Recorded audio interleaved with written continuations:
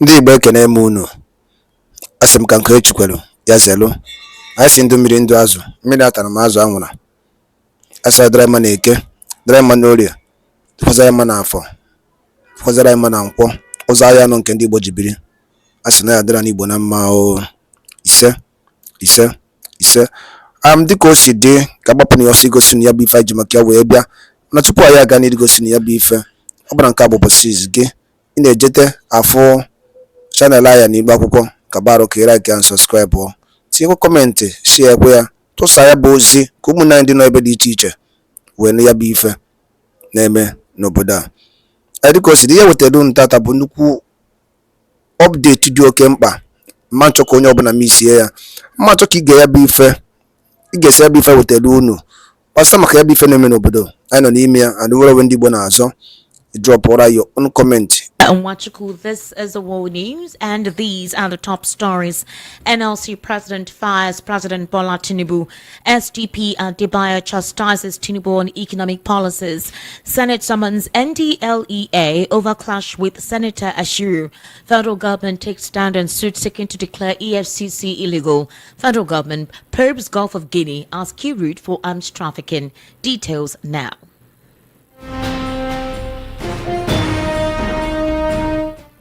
The news begins with the president of the Nigerian Labour Congress, Joe Ajaro, calling for an immediate reversal of the latest fuel price increase in the country. Ajaro, in a statement today, urged President Bola Tinubu to reverse the fuel price hike, noting that the increases initiated by the current administration since coming to power have not produced any positive result or impact on the citizens. The NLC also called out President Tinubu, noting that his government is becoming notorious for only fuel price increases without commensurate capacity of Nigerians or mitigatory measures. He said the policies of the Tinubu government have only made Nigerians poorer. Ajara went further to question why the Nigerian National Petroleum Company Limited is the one fixing fuel prices in the country when the government has already declared that the sector has been deregulated and it is the interaction of market forces that will determine petrol prices in the country. Meanwhile, the 2023 presidential candidate of the Social Democratic Party, Adewale Adebayo, has accused the government of President Bola Tinubu of mismanaging Nigeria's economy. According to him, some of the policies introduced by the Tinubu government are not fit for the Nigerian economy. Speaking during an interview recently via Daily Post, Adebayo criticized some of the policies of the current administration, including the removal of petrol subsidies and the flotation of the naira, noting that it has brought more hardship to the citizens. He also lamented that a planned increase in tax to be paid by citizens while the government is not fulfilling its own responsibilities is unacceptable. The former SDP presidential candidate said what the Tinubu government is doing can be likened to squeezing the juice out of oranges. Adebayo submitted in quote, "Anybody who tells you that we should remove subsidy from an underdeveloped economy where productivity is low had F9 in economics," end quote. In another development, the Nigerian Senate has extended an invitation to the National Drug Law Enforcement Agency to provide justification for the allegations made against Deputy Senate Leader Oyinlola Ashiru. The Senate also established an ad hoc committee to oversee the matter and report back to the lawmakers within 1 week. This was announced after the lawmakers' closed-door session today by Senate President Godswill Akpabio. Akpabio questioned why the NDLEA had to wait for Senator Ashiru to make a point on the Senate floor about the corruption in the agency before digging up the allegation of drug issues against the lawmaker.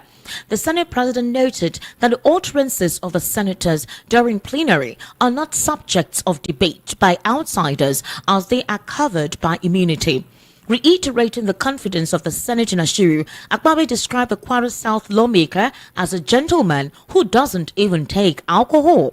He noted that the Senate must take the matter with the NDLEA seriously and call the agency to order because injury to one is an injury to all. The resolutions of the Senate today were sequel to a point of order raised by Senator Ashiru during the day's plenary. He moved a motion of urgent national importance, citing Orders 9, 10, 41, and 52 of the Senate Standing Rules.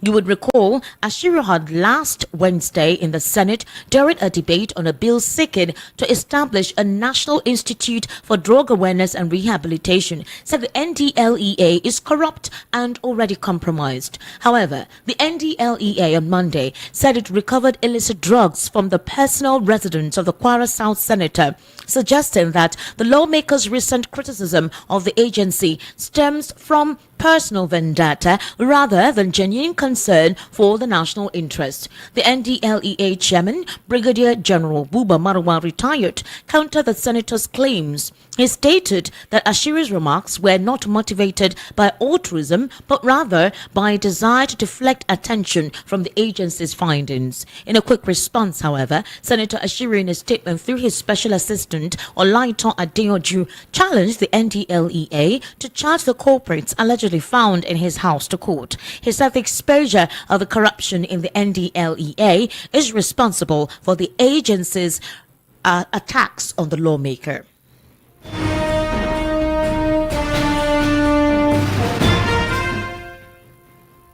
In a recent development, the federal government has called on the Supreme Court to dismiss its lawsuit filed by 19 state governments seeking to declare the operations of the Economic and Financial Crimes Commission illegal. Represented by the Attorney General of the Federation and Minister of Justice, Prince Lateef Fagbemi, a senior advocate of Nigeria, the government challenged the validity of the suit today, arguing that it poses a threat to the ongoing efforts to combat corruption and financial crimes across Nigeria. During the proceedings, the AGF pointed to a preliminary objection and counter affidavit submitted by the federal government on October 18, which questioned the legal grounds of the state government's claims. Fagbemi emphasized that the EFCC was established in accordance with Section 15, subsection 5 of the 1999 Constitution as amended, countering the plaintiff's argument that the EFCC's act stemmed from an international convention that was not properly domesticated in Nigeria. Moreover, he disclosed that it comes on a day that 3 states of the Federation pulled out all the legal action. The states include Anambra, Adamawa, and Ebonyi, announcing their decisions to withdraw from the matter shortly after it was called up for hearing. The Attorney General of Anambra State, Professor Sylvia Ifemeji, told the Apex Court that the state was no longer willing to be a part of the case, which was originally instituted by Kogi State. She disclosed that the state's withdrawal notice was dated October 20. Likewise, Adamawa State, through its own AG, Mr. J.R. Jingi, notified the Apex Court that it had, on October 14, also filed a notice of withdrawal. Ebonyi State, which was initially listed as the 18th plaintiff, through its counsel, Mr. Ikenna Inwidagu, equally applied to withdraw from the suit. You're currently listening to the World News at 6 on Voice of the People, 90.3 FM. We'll take a very short break. When we return, we'll head into a news analysis segment. This time around, I actually have joining me via the telephone Barrister Fred Nzako. He's a political, national, and social affairs commentator. Also, I have right here in the studio Mr. Chukwuma Okoro, the author of The Future of Politics and also a political, national, and social commentator. Do stay with us.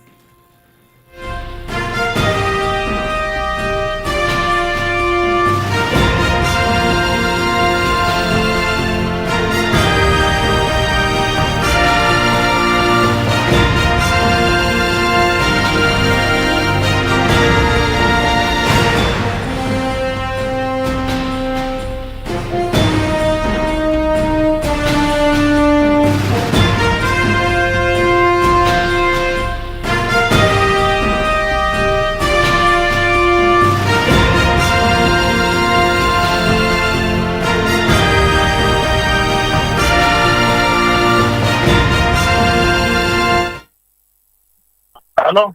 Yes, Barrister Fred Nzako, good evening and thank you for joining me on the World News at 6 today. Thank you. Good evening. Yes, good evening. And also, Mr. Chukwuma Okoro, good evening, and thank you for joining me on the World News at 6 this evening. Good evening, Esther, and thanks for having me. You're welcome. Barrister Fred Nzako, I want to start off with you as soon as possible. It's concerning the situation in the Senate where they invited the NDLEA to come and explain the reason why they said or they outed Senator Ashiru that they found out drugs in his home. Now, Senator Ashiru last week, Wednesday, called out the NDLEA about the cesspit of corruption that takes place in that particular organization. And the NDLEA now said that Senator Ashiru actually making that statement was a personal vendetta and not literally for the interest of the country. According to the NDLEA, they said it is because they had exposed him. They found drugs in his home, although the lawmaker said it doesn't belong to him, it belongs to his aide, and that the NDLEA should do a proper investigation. Now, what makes it quite interesting is the fact that the Senate questioned the NDLEA, saying that they shouldn't have called out his name if they have no evidence. That's number one. Number two, they're also saying that if they make such an utterance to one senator, it also means that they're making that utterance against all of them, and that Senator Ashiru does not even take alcohol. Now, the funny thing here is this: something fundamental happened, and instead of the Senate to actually ask for a proper investigation as soon as possible, they're literally defending the senator. What's your take on that? You have bad judgment on the Senate when you say that you would have not defended their member. I agree with you that nobody should be defended for nothing. Okay. And that every citizen should be treated equally. Okay. Because every citizen is equal before the law. Even though I know that politically exposed people are slightly different from the rest of us. But that doesn't mean that when a citizen commits an infraction or is perceived to have committed an infraction, that the law enforcement agencies will not investigate that situation. What we are only asking for is that let such investigation be diligent and devoid of politics. Because into any action that is targeted against a politically exposed person. All right. But that does not mean also that the agency are away from investigating senator. I do not agree with any act of intimidation against the agency by the National Assembly. Neither do I agree on any act of intimidation against the senator by the agency. What I will agree with is that there should be diligent investigation to unravel the truth behind the running battle between the senators and the NDLEA. All right. The fact that the senator said NDLEA is a full of corruption does not mean that it is correct. He might just be making an opinion out of the fact that NDLEA is against him. And also the fact that NDLEA said that drug was found in his house does also not make it correct. Because we have seen instances where unwarranted items or prohibited items are planted in the either homes or offices of some people, which at the end of the day just in a bid to get them behind the bars. All right, so, all in all, my position is that there should be diligent investigation on this matter without wasting anybody or any organization.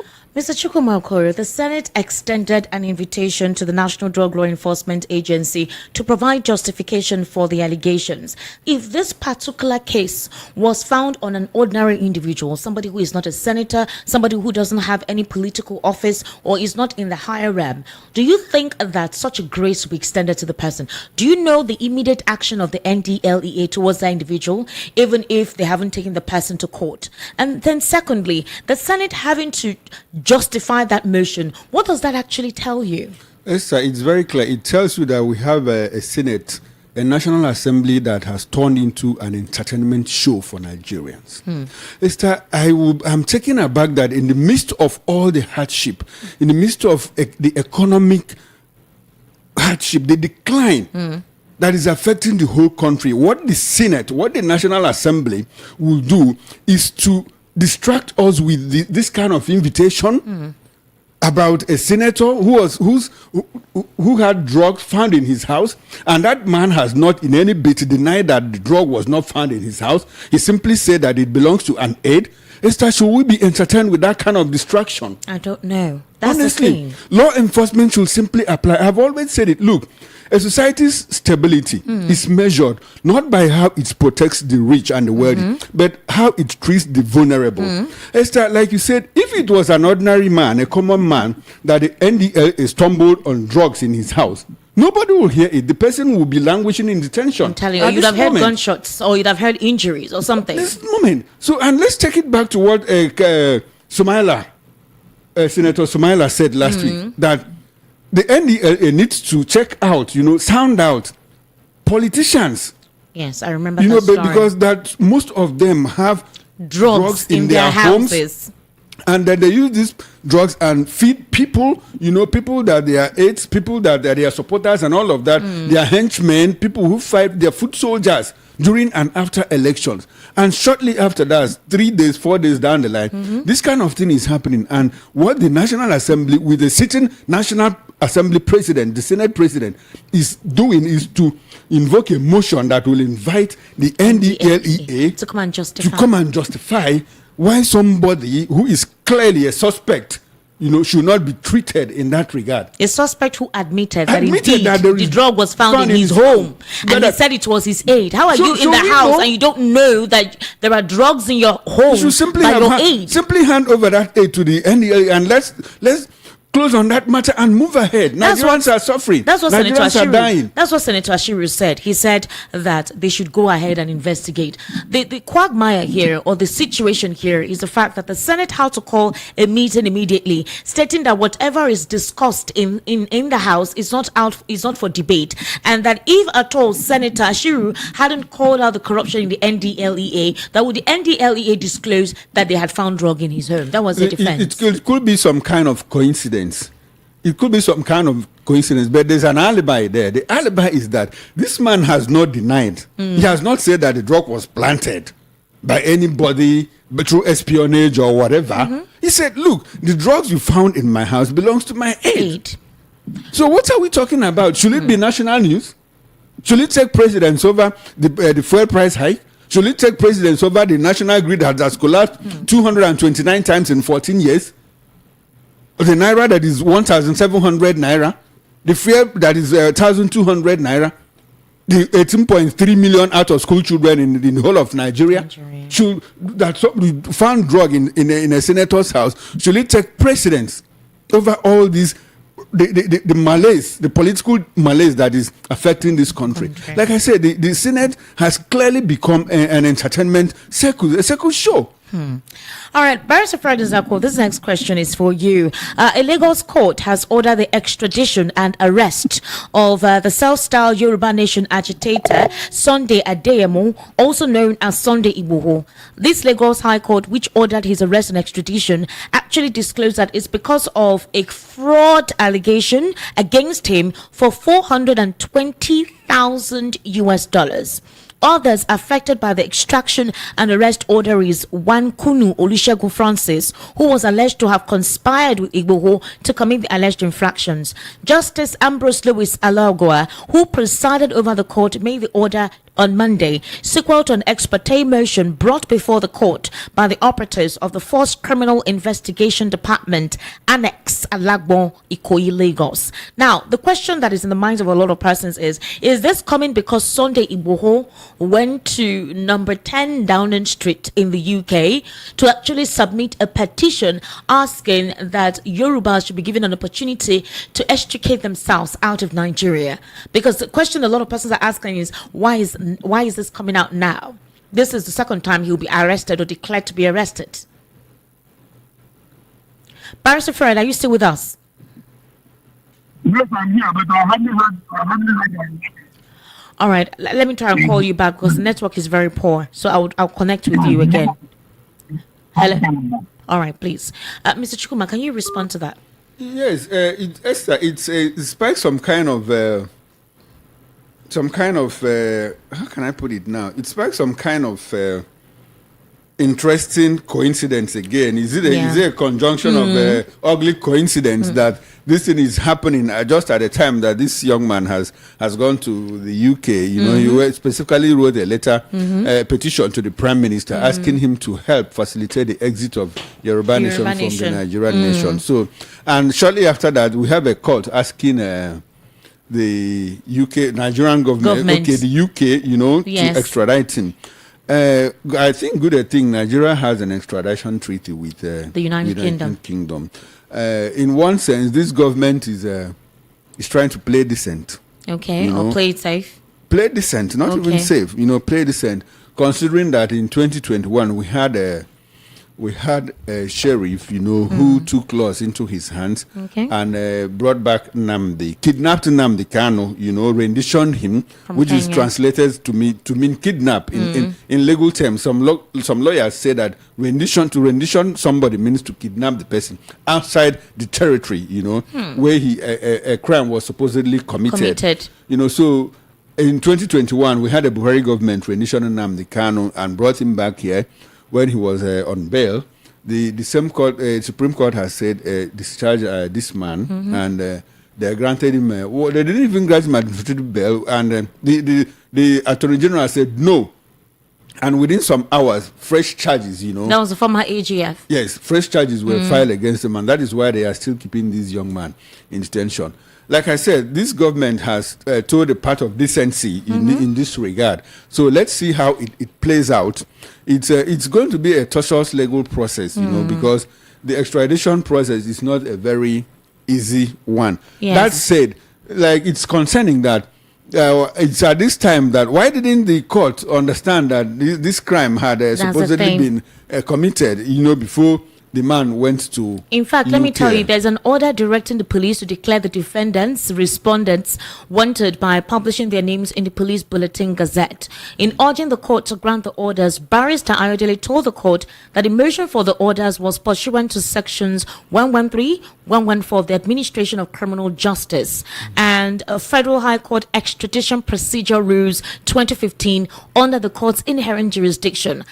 He also told the court that the motion was supported with affidavit of 9 paragraphs deposed to by Mohammed Usman, a chief superintendent of police who led the team that investigated the alleged crime. So they've been on this for quite a while, investigating the money, investigating those who were involved in the transaction, what the money was used, and of course they now granted the motion in the interest of justice and to enable the police arrest the defendant. So what a lot of persons feel like, this kind of coincidence just coming after just last week when we heard Sunday Igboho petition, you know, the UK government that they wanted to extradite themselves from, to come out or have their own nation outside Nigeria. One would wonder, how long were they waiting for this? Exactly what I said. Why is this some kind of ugly coincidence? And why at this time will the government try to megaphone the extradition process? Why didn't they allow the young man to? Did Sunday Igboho say, "I'm not coming back to Nigeria," or "I'm not coming back to Yoruba land"? Or is it a way of asking the young man to clearly stay away of Nigeria? Because if he's smart, he could just move over to a country that doesn't have extradition treaty with Nigeria, and it becomes Herculean. You know, they have tried to do that. They have not approached Finland because I understand that there is no treaty between Nigeria and Finland. I think that's the reason why that. Why, you know, so do they want to ask the young man to go elsewhere, you know, probably where there is no treaty, and stay put and not come back here to cause problem? You know, in the intelligence community, they have a way of pushing out things, you know, to make people act or react in certain manners. So if you begin to put all of these things together, you begin to also think that, look, is the government clearly trying to play into this young man's hand so that he will move away from the scene and not distract them, because it's easier to manage him outside than when he is inside. But what they're saying now is that the Interpol section of the 4th CID Annex, Alagbon, is working in conjunction with the Ministry of Justice to facilitate mutual legal assistance to repatriate the defendants, that's Sunday Igboho and those that were involved in this money laundering or fraudulent acts, to enable them stand trial. So if according to what you're saying, that it's easier for them to, is it right there or back here to try them? No, when was the crime committed? Apparently, it was basically the crime was committed in between Nigeria and another country. So, will you try him in the UK? You'll try him here. That is one thing. And how easy has it been for the government to extradite Diziani Alison Madueke, who remains in the UK, despite the fact that Nigeria supposedly has an extradition treaty with the UK? So it's going to be a tortuous legal process, like I said. And since the High Court has issued this order, the other parties will not go to bed. They won't go to sleep. They will appeal the judgment, and the judgment will, and lawyers now, they will use technicalities and all of those things to ensure that the case becomes interminable for as long as, they can pursue it. And they will also get a stay of execution, so that you don't immediately start to execute the judgment of the lower court, of the High Court. So the whole thing is mixed in the politics of, who is trying to outplay the other one. And if that happens, obviously, he may not have it out like he had it the first time when he was detained in Benin Republic. You see, the Benin Republic detention was a different ball game. Yes, but I'm just saying that I don't think it took him 2 years before he was released, and it took the intervention of certain persons, specifically from Yoruba land or some elders, actually facilitate his release. Do we think he would get that kind of support if he is repatriated or extradited and brought back home to stand trial? The thing is that will these people now intervene so that he is not extradited? And that when he comes back, what role will the people play? Because you clearly understand that in the event that he went to the UK to submit this petition, have you seen anybody of means from the Southwest who has condemned what he did? I think they have been very mute over it. It's not as if they are supporting it. It's not as if they are condemning it. So it's like sitting on the fence. It's difficult to predict them, the direction that they are going.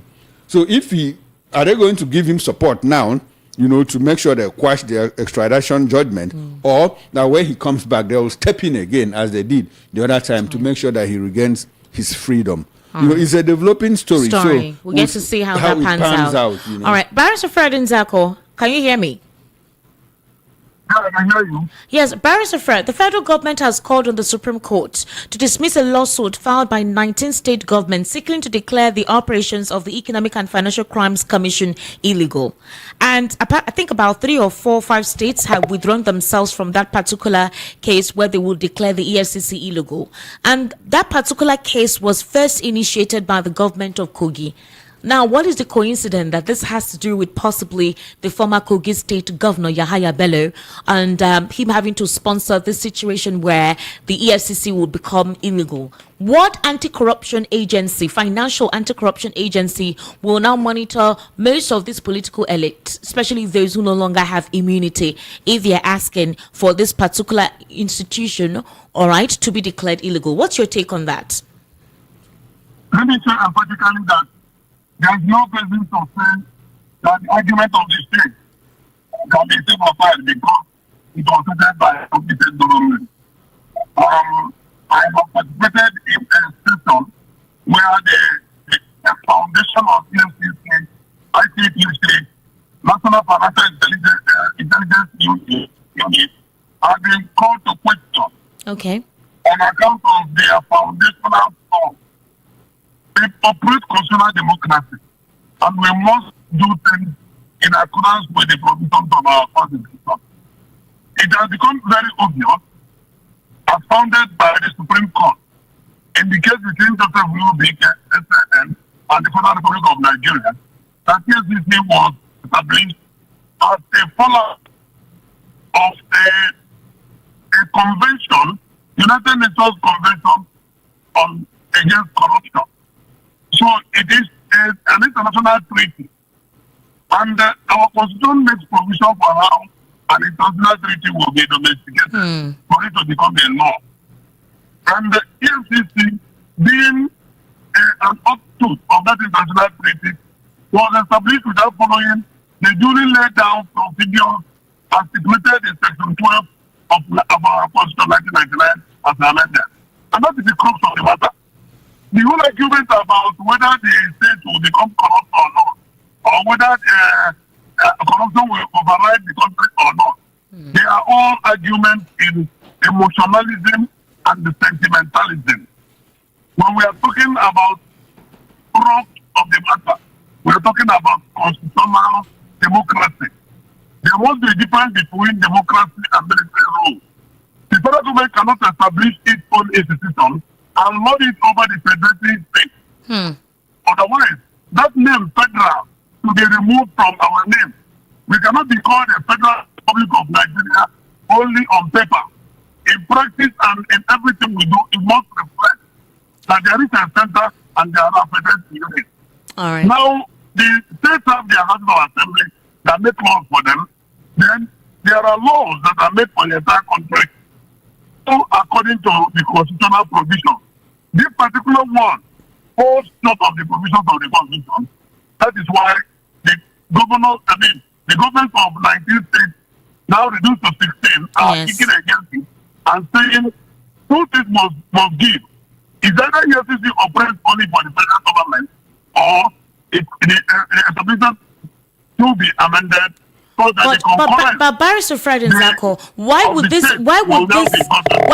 lawsuit be filed in the first place? So, because if the essence of establishing the EFCC is to check financial misappropriation, specifically with the political elite. So if these 19 governors, although now they have been reduced to 16 or thereabout, decided that this was the way to go, what does that mean? Do they not want to be checked? Do they not want anybody to go after them? Because already there are blames on the EFCC that they select their cases. They don't expedite cases when it comes to those who have the political backing or who are in the executive echelon. But when it comes to the average Nigerian who is just going about their business, or those they call Yahoo boys, you need to see the raid and operations they take on. So the question that one would ask, the Supreme Court or these governors is, should it be the fact that they're filing a suit to declare the EFCC illegal, or should it be about the fact that they should declare a suit concerning the modus operandi of the EFCC in carrying out its operations? Nobody says that EFCC do not exist. The argument is that EFCC do not exist for the state. It should exist or for the local government. It should exist for the federal government. And if EFCC Establishment Act has to cover the state, then the state input and concurrence must be secure.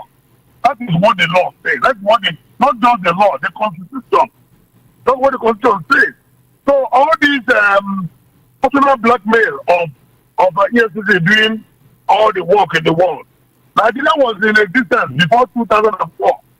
There were ways of fighting corruption before the EFCC was established. And if EFCC has to be alive going forward, must be alive legally, judicially, and constitutionally.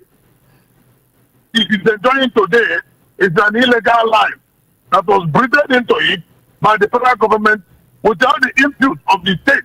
That is the first. And we cannot shy away. Look, we say in law that you cannot put something on nothing and expect it to stand.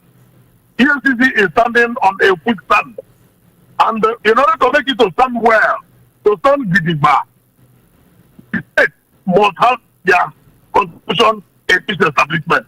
Without such contribution, EFCC remains an illegal body. All right, thank you, Barrister Fred Nzako. Mr. Chukwumakoro, Dr. Tony Ofeyeton, Director General of the International Institute of Professional Security, commented on the political potential of nnamdi Kanu.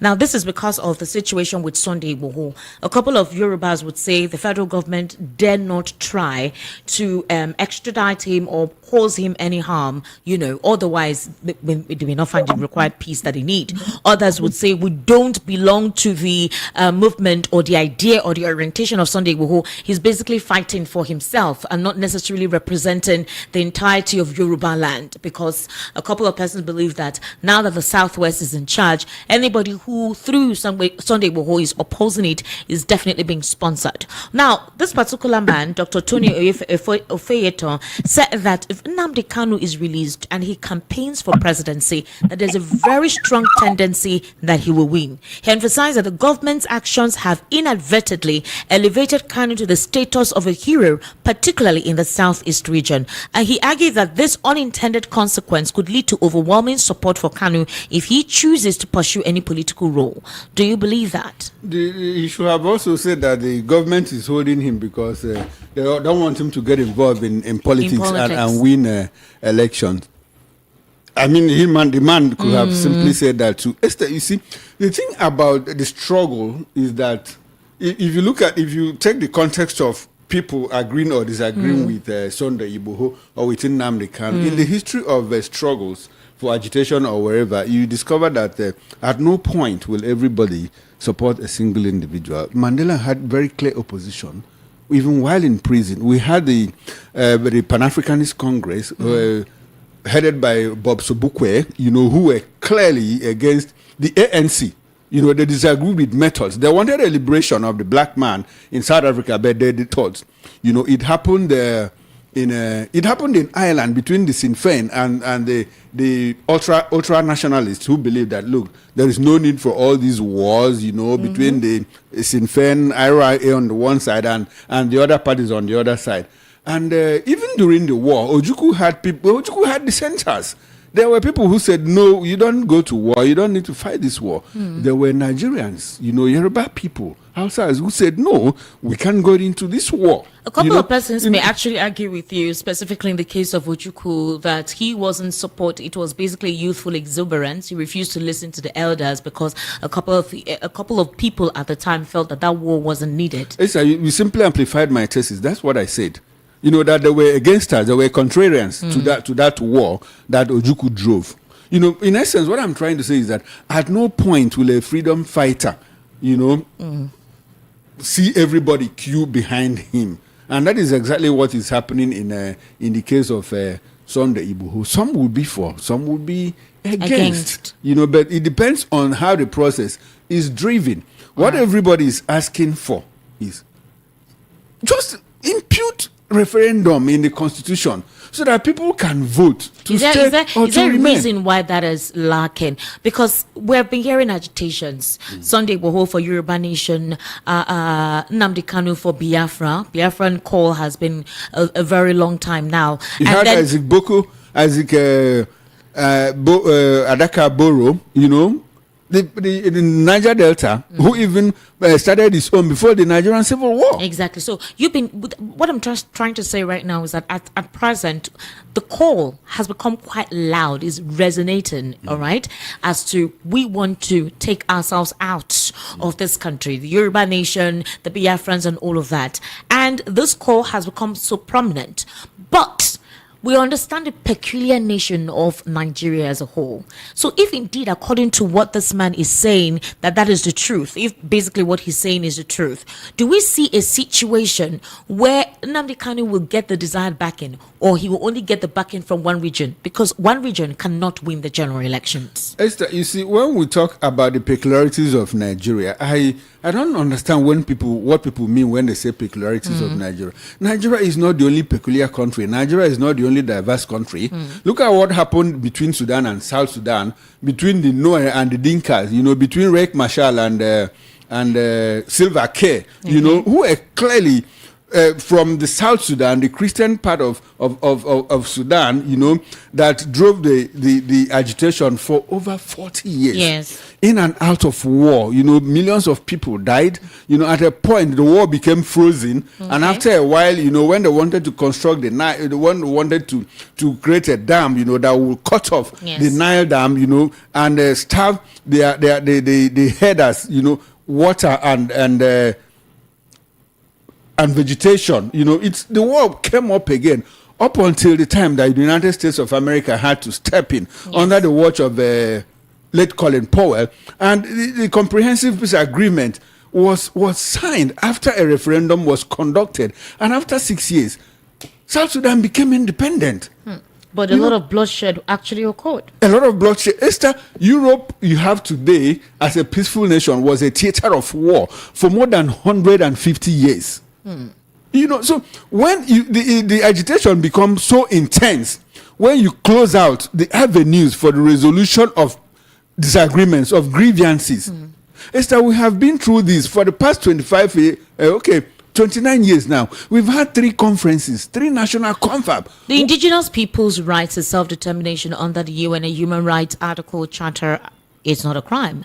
And a couple of persons will say Shetima and Buhari supported a separate Palestine and Israel 2-state solution at the UNGA summit. Back home, they cannot domesticate it. I mean, in 2014, the Scots voted whether to exit United Kingdom or not. The vote was turned down against people that wanted to exist.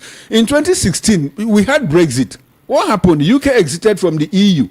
So why is it difficult? Some people have been asking, you don't want the Igbo nation to go. You don't want them to be fully part of you. Now, Sunday Igboho is saying we want to leave. You are starting to clamp down on him. Why don't you just put this thing? Esther, I have said it, and several people have said it. If you conduct a referendum today about Igbo exit, the result might shock a lot of people. What about for what Sunday Igboho is vying for? You sure? Yes, I'm telling you. A couple of persons will say they're not in support of what he is. That is the shock I'm talking about. That is the shock I'm talking about. Esther, do you doubt that if a referendum is conducted, majority of Igbo people will vote to remain in Nigeria? Do you know why is it that they even want to exit? Because clearly they have been marginalized over time, brazenly, and nobody disputes that. Whether you blame the governors that they are not doing local development or whatever, but everybody is in agreement that, look, all sections of the country are aggrieved in one way or the other. But the one of the South is the Igbo nation is very, very clear. It's graphically. You cannot, there's no way you can hide it. It's like a smoke. You can't hide it. Look at between the Buhari administration and even this administration. Look at superhighways constructed, from Badagry to Sokoto, from Lagos to Calabar, and everything cuts off the southeast. And you expect the people to be happy? Mr. Chukwuma Okomari, we've actually taken more than enough time, more than the required time. And I want to say thank you so much for this in-depth analysis, this insight, this educational background you've given us to the conversation we had this evening. Barrister Fred Nzako actually has an appearance on another television station. Barrister Fred Nzako, thank you so much for giving us your expertise, perception to the questions posed at you. I sincerely do appreciate your input. Mr. Chukwuma, thank you so much as well. Thanks for having me, Esther. To wrap up the world news at 6, here again are the top stories. NLC President fires President Tinubu. SDP Adebayo chastises Tinubu on economic policies. Senate summons NDLEA over clash with Senator Ashiru. Federal government takes stand on suit seeking to declare EFCC illegal. And federal government probes Gulf of Guinea as key route for arms trafficking. That's a wrap on the world news at 6. My name is Esther Wanchuku. Good evening and thank you for listening.